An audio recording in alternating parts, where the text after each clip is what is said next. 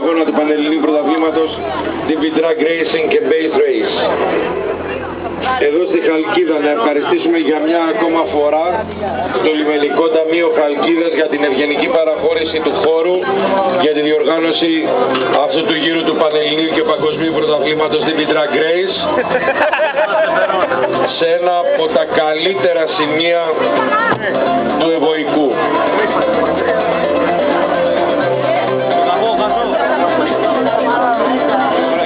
Επίσης, ένα ευχαριστώ στο ιδιωτικό κτέο Βαρδακώστας για τη χορηγία των κυπέλων του σημερινού αγώνα.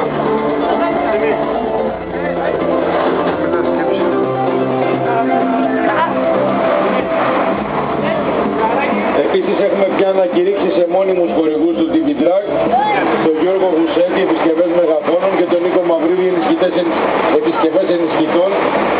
Όπως σας είπα, εκεί θα δουλεύουμε με προμήθεια, δεν είναι μια κανονική χορηγία, αλλά ελπίζουμε ότι κάτι θα κάψετε. Τι καλός που είμαι, έτσι. Χειρότερος από εσάς έχω γίνει. Γραμμή νούμερο 1, έτοιμοι.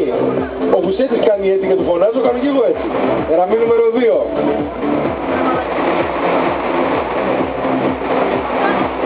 Ready, set, go.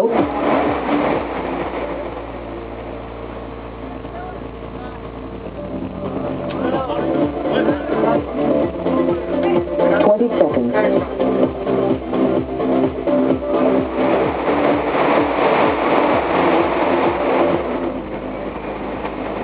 10 seconds. 5, 4, 3, 2, 1. Time.